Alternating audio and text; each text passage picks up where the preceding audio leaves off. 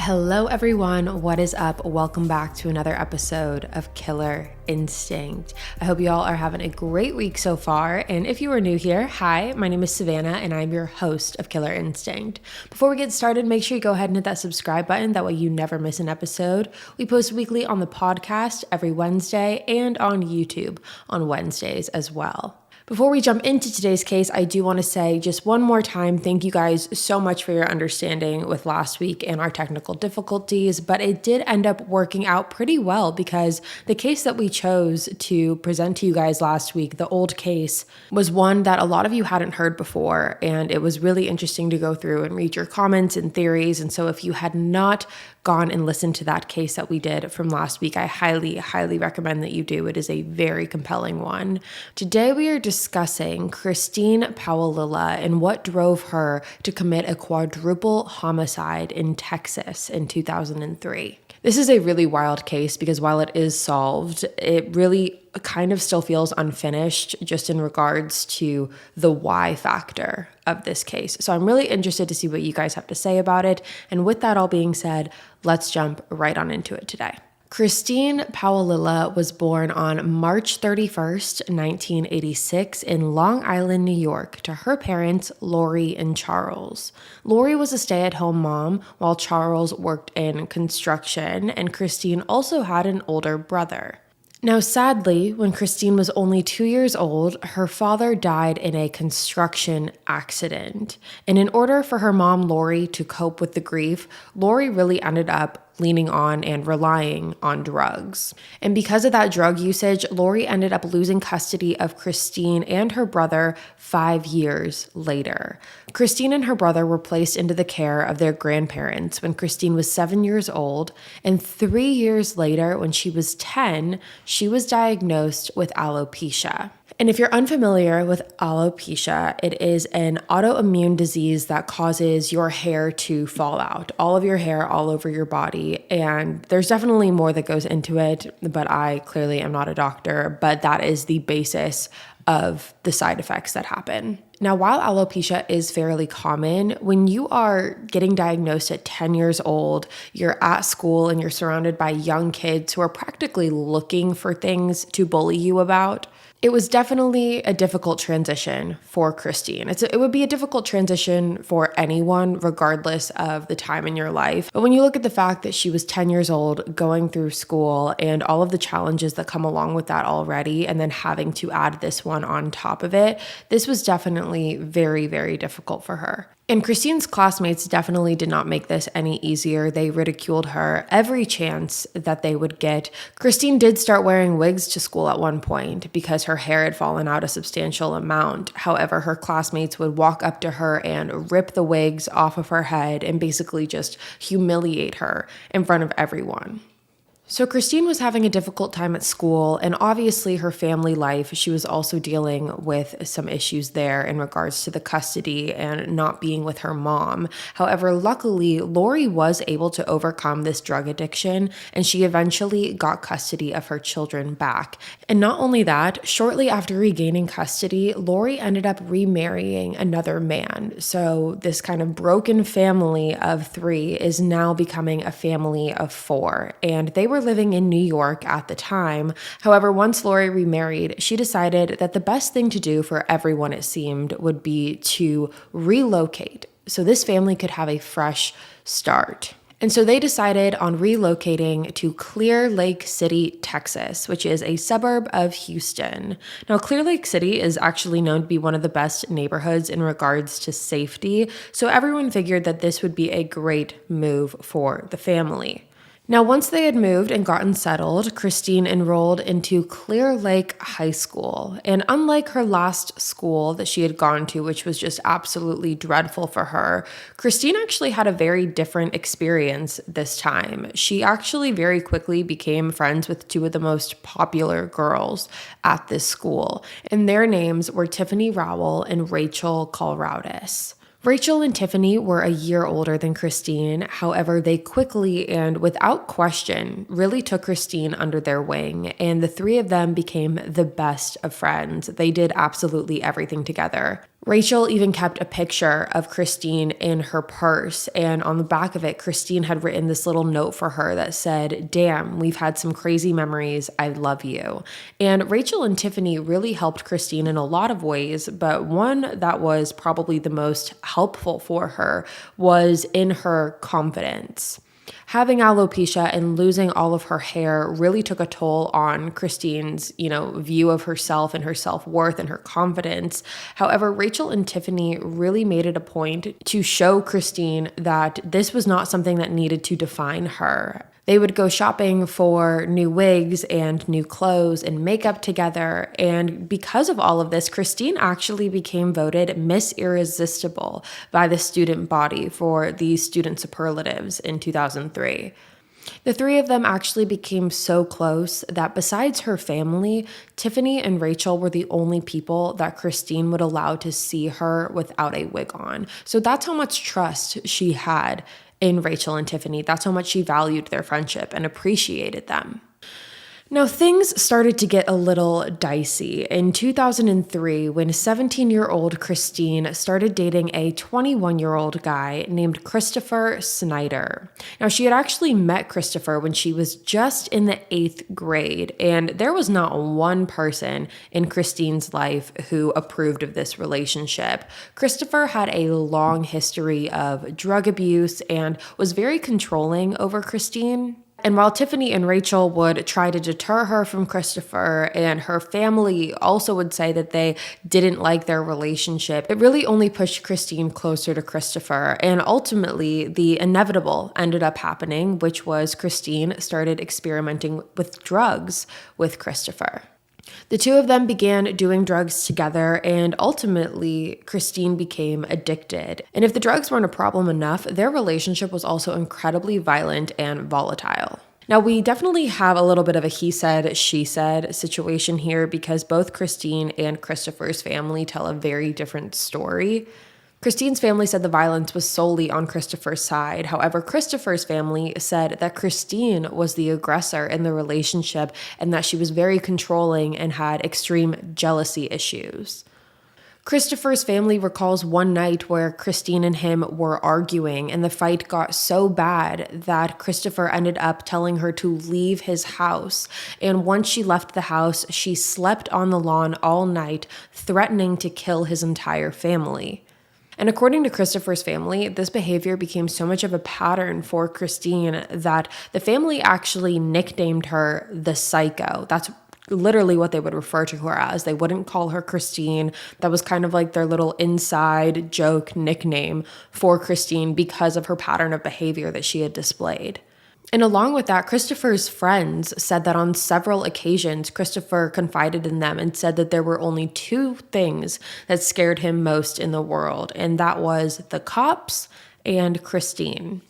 So obviously there's a lot of he said, she said going on and finger pointing in this situation. However, Christine's best friends, Rachael and Tiffany, were also very much against this relationship. And at this point, it was a little bit more difficult because Rachael and Tiffany were about to graduate high school. So Christine almost felt like she had to lean on Christopher because without Christopher and without Rachael and Tiffany, because they would be going off to college, she really felt like she had no one. But again, that really was just her own narrative of what was going on. Rachael and Tiffany reassured Christine that no matter what, the three of them were always going to remain as close as they once were. And obviously, as you know, if you have gone through the transition of high school to college, you do tend to lose contact with some or a lot or sometimes all of your friendships. However, you still have that idea of, we're going to remain friends and everything is going to be okay. And sometimes that does happen. It's very different for everyone. But Rachael and Tiffany were very reassuring to Christine that they all were going to remain just as close. And they also tried to remind Christine that she deserved someone better. Rachael and Tiffany had done so much work in regards to trying to build up Christine's self-worth and help her with her confidence. So this all brings us to July 18th of 2003. And on this day, Tiffany and Rachael were at Tiffany's apartment, and they were also hanging out with Tiffany's boyfriend Marcus, as well as his cousin Aldebert. I'm not quite sure what the relationship was between Aldebert and Rachael, if there was one at all. There's some sources that say that they were dating. There's some sources that say that they were just friends. Not too sure about that, but the four of them were all hanging out together at Tiffany's apartment. Now, I want to give you a little background on who these four are. So Rachael was born on November 20th, 1984 to her parents, George and Ann. She grew up in the suburbs outside of Houston and was one of several siblings, and she was incredibly close to her family. Rachael was described as a very bright girl who had long brown hair and a huge smile that would light up a room. After high school, she had plans to attend college and also considered joining the Air Force. Rachael had multiple jobs growing up, including being a babysitter due to her love for children. She was also very artistically talented and loved to draw and paint. She led the youth drama ministry at her church for 2 years and also served as a youth counselor at several summer camps. Now, Tiffany Rowell was born on April 24th, 1985 to her mother, Sally, and Chester. Her parents split up when she was young, and her father ended up remarrying to her stepmother, Christine. She grew up with her sister Tracy, and sadly, Tiffany's mom, Sally, passed away in 1998, just 5 years before Tiffany would. Marcus Priscilla was 19 years old and born on August 29th, 1983, to his mother, Charlene, and his father, Marty. He grew up with his sister Marie and his stepfather, David, and he was said to have been a very generous and compassionate young man, and he had a love for restoring cars. He was also attending San Jacinto College and was dating Tiffany Rowell. Now, sadly, I wasn't able to find as much information as I would have liked on Aldebert, or really any at all. I could only find his birthday, which was May 12th, 1982, and that he was Marcus's cousin. So like I said, the four of them are all spending time at Tiffany's apartment this day. And Tiffany and Rachael had actually recently graduated from Clearlake High School at this point, and they were waitressing at local strip clubs in the summer before they plan on heading off to college several months later. The waitressing gigs were really just to make some quick cash during the summer. So the four of them were just spending time at Tiffany's apartment when Christine and Christopher decided to show up. Now, it was said that the reason that Christine and Christopher went over there in the first place was because they were going to pick up drugs from Marcus. And Marcus was said to have been pretty well known for selling drugs like ecstasy and cocaine. However, ultimately, something unimaginable happened. Your well-being is high on the priority list this holiday season, and Dadgrass has you covered. Mellow out with their CBD pre-rolled joints, get a little hangover help with their Good Time tinctures, or get sleep that dreams are made of with their brand new nighttime gummies. Dadgrass is legal, organic, smokable hemp that relaxes your body and mellows your mind. They now offer a variety of products so you can toke or dose just the way you like. From their CBD tincture drops to their newly launched CBD gummies in flavors like classic blackberry ginger, good time hibiscus lime, and nighttime midnight berry, you can chill out without getting stoned. All Dadgrass products are federally legal for ages 18 and over, and it ships right to your door anywhere in the U.S. Right now, Dadgrass is offering our listeners 20% off your first order when you go to dadgrass.com/killer. Go to dadgrass.com/killer for 20% off your first order. That's dadgrass.com/killer. Christine and Christopher arrived to the apartment at 3:30 p.m., and when they walked in, they pulled out guns and began open firing at all four of them. A total of 40 shots were fired, and Tiffany, Marcus, and Aldebert were killed instantly. Once they felt like everyone was killed, Christine and Christopher then walked out of the apartment. However, just as they were about to leave, Christine heard noises coming from inside, and she realized that Rachael was still alive. She walked back into the apartment and saw Rachael crawling on the floor in attempts to reach a nearby phone. However, this is when Christine began striking her in the head multiple times with a .38 caliber revolver until she was dead. And while being struck with the gun, Rachael was choking on her own blood, screaming at Christine, asking her why. And to this day, that is the question that everyone wants to know. Now, later that day, 2 other friends of Christine's were planning on going over to Tiffany's house, and when they got there, they walked in on an absolute horror scene. All 4 of them had been shot and killed, and there was blood everywhere. These 2 friends immediately called police, and when police and the coroner arrived, that's when they were able to figure out that over 40 bullets were fired. However, the person who was injured the most was Rachael. Rachael's head was bashed in, and she also had a clump of hair in her right hand. Along with that, Rachael was also shot at least 12 times, which indicated to police that this was definitely an overkill. And typically in overkill situations, that leads police to believe that this had to be someone who had a vendetta out against the victims and knew the victims personally, because someone who is just a random intruder, and if this was a crime of opportunity instead of a crime of passion, typically you're not going to overkill. And also, what was interesting to police is that both Rachael and Tiffany were also shot in the crotch area, which kind of indicated to authorities that this could have been someone who had sexual jealousy towards the girls or viewed them as competition. Now, at first, authorities had a really, really hard time piecing all of this together. There was little to no evidence at all at the crime scene, and because of Marcus's drug-related background, authorities figured that the murders were more than likely just drug-related, and that Marcus could have been the targeted person. However, everyone else was just in the wrong place at the wrong time. And along with that, in the beginning of the investigation, authorities were receiving hundreds of tips. However, the majority of them all related to Marcus's drug history. So that only strengthened police's theory that this had to be because of Marcus and his drug use. The last person anyone really ever thought that this would be actually was Christine. And Christine was acting like an emotional wreck after the murders. She was crying constantly, and she actually refused to go to the girl's funeral because she said that it would make her so upset. And that went on, like I said, for years. 3 years, to be exact.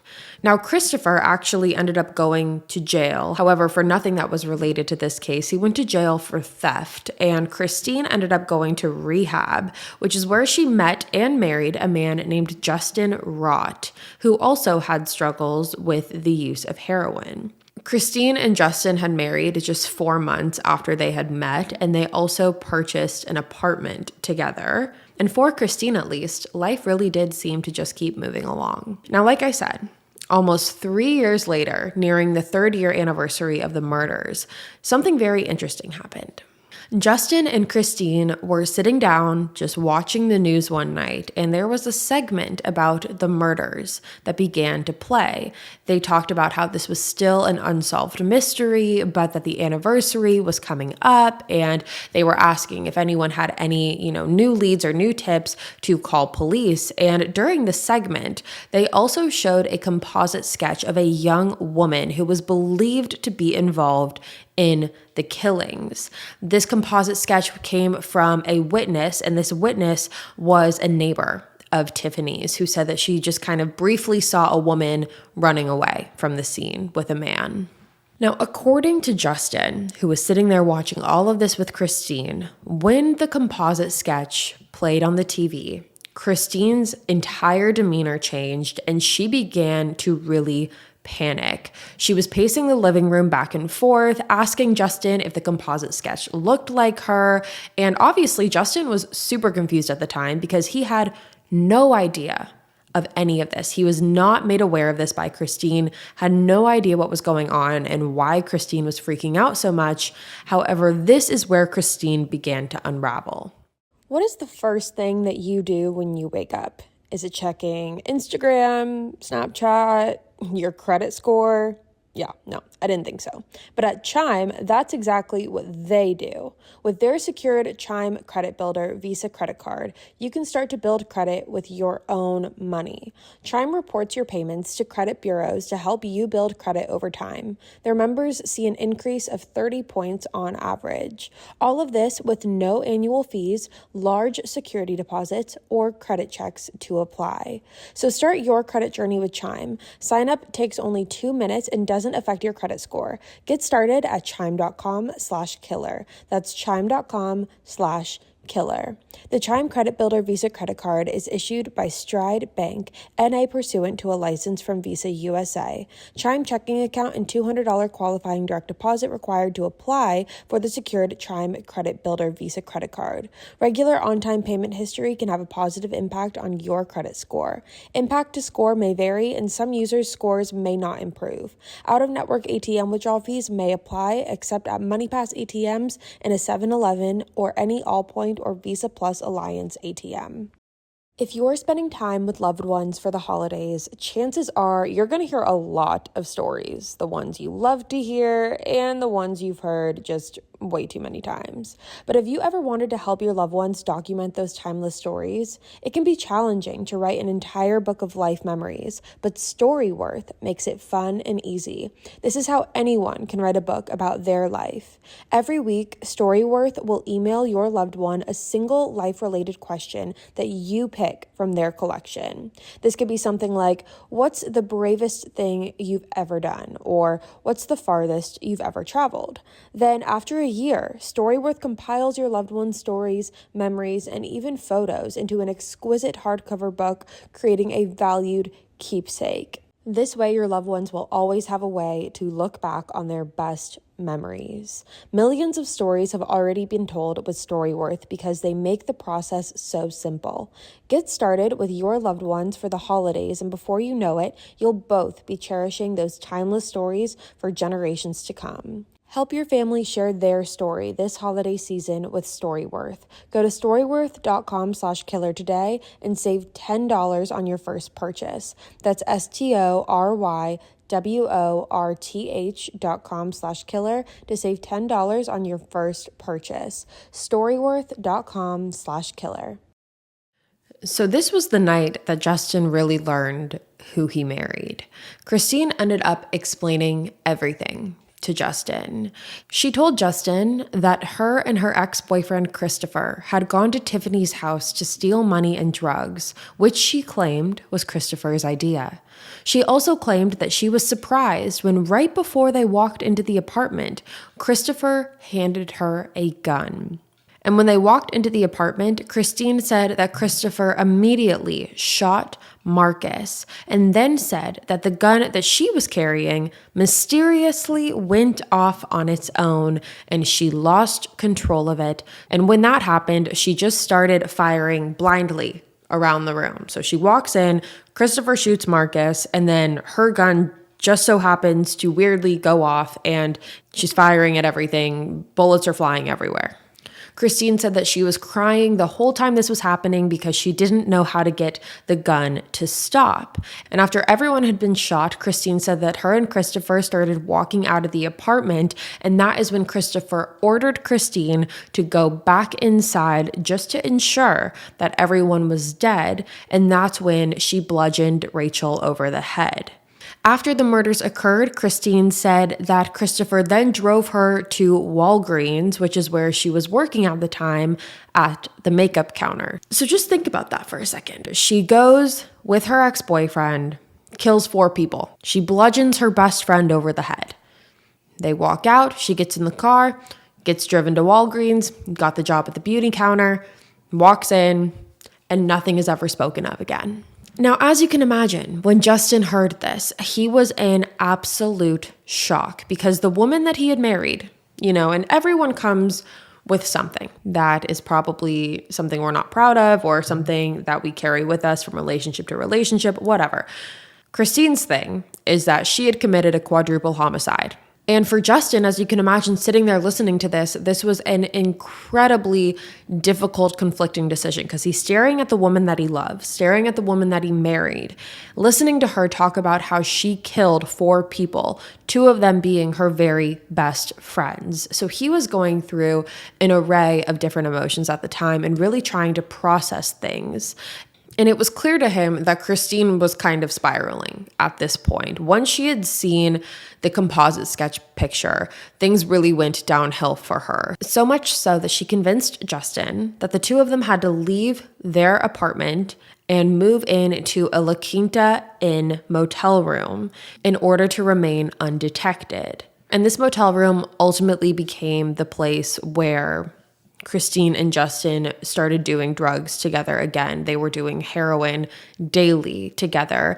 Specifically, it was $500 worth of heroin and cocaine a day. And they never left their hotel room and did not allow housekeeping inside of it. And as you can imagine, over the few weeks of being in there and not leaving and doing that many drugs a day, this room started filling up with blood and vomit and feces and needles. And weeks ended up turning into months. This was not supposed to be a long-term thing by any means. However, over time, it ultimately became that they ended up living there for 7 months. And then 10 days before the 3rd anniversary of the murders in 2006, the Houston police actually received an anonymous tip from a man who claimed that he met Christine in rehab and she confessed to the killings. Now, surprise, surprise, the anonymous killer was actually traced back and police were able to see that it was her husband, Justin Rott, who ended up ultimately reporting her to the authorities. And after receiving this tip, police then used the next 2 days to track down Christine's ATM activity. That way they could figure out exactly where she was. And she was ultimately arrested on July 19th of 2006. And that was 3 years and 1 day after the murders. Now, Justin was also arrested for drug possession because of all of the heroin paraphernalia that was found in the motel room. Now, at first, Christine adamantly denied having any involvement in the murders. However, she slowly began opening up, and while admitting that she had involvement, she put all of the blame on Christopher and said that he was the one who was ultimately responsible for all of this. Police were able to track down Christopher and found him living with his girlfriend in Greenville, South Carolina. And immediately there was a warrant put out for his arrest, and when he learned that, he ran into the woods and overdosed on prescription pills and died. And his body was found a few weeks later on August 5th, 2006. Christine was charged with 4 counts of capital murder, and she pled not guilty and testified to the jury that all of this was Christopher's idea, and she had no idea that he was planning on killing anyone until he began shooting. She claimed that she was terrified of Christopher, and during this trial, her story kind of changed a little bit because while she told Justin that the gun was just mysteriously firing off on its own and she was just kind of free shooting everywhere, during the trial, she actually said that the reason that the gun went off is because Justin put his hands over her hands on the gun and began shooting it for her. Now, even though there wasn't a lot of physical or forensic evidence in this case, police were able to figure out that there were 2 guns that were fired simultaneously, which would have meant that both Christine and Christopher had their own separate weapon at the time. And Christine was also no stranger to guns or this specific gun in general because she had admitted to police after her arrest that she had shot this gun millions of times before. Now, during the trial, Justin also took the stand and he told the jury all about the confession that Christine made to him. He explained in detail all of the things that she told him, which is what I told you earlier. Now, ultimately, Justin's testimony was the sinking ship for Christine's case, and on October 13th, 2008, Christine was convicted of 4 counts of capital murder and was sentenced to life in prison at the Mountain View unit in Gatesville, Texas, where she still is to this day. So that is the case of Christine and these quadruple homicides. However, to this day, we still don't know what the driving force was. However, when you look at a murder of this capacity and you look at it being someone who was the best friend of these girls, you have to ask yourself why this happened. And this is something that everyone is really still trying to piece together to this day. Was she just under some influence of Christopher? Was it the drugs? Was it both? Was it something else? Maybe. We just don't know. Now, Christopher's sister actually came forward and said, quote, "I remember Christine being insanely jealous. There must have been some underlying jealousy between Christine and Rachael. When I saw Rachael, I knew instantly. She was very beautiful," end quote. So could you also factor in a possible motive of Christine feeling like she was in competition or feeling jealousy towards Rachael and Tiffany? Absolutely. Again, we just don't know. And to this day, she has not apologized for what she did. Not that really it would make anything any better, but she's also not explained the motive as to why this all happened. She just blames Christopher for all of it. So there are a lot of questions in this case. Do you believe that Christine had no idea of what was going to happen when she walked into that apartment? Do you believe that Christopher just handed her the gun when they walked in and told her what the plan was? Do you believe that she was the one that was the driving force in this? I think personally where I fall in this is I do think that this was something that was premeditated between her and Christopher. So that's what I think, but I'm very curious to hear what you guys have to say. So with that being said, you guys, that is all from me today. Thank you so much for tuning in to another episode of Killer Instinct. If you're new here, hi, my name is Savannah, and I'm your host of Killer Instinct. Again, make sure you go ahead and hit the subscribe button. That way you never miss an episode. We post weekly every Wednesday on the podcast and on YouTube, and you're not going to want to miss it. I'll be back next week with a brand new case for you guys, and until then, stay safe. Bye, guys.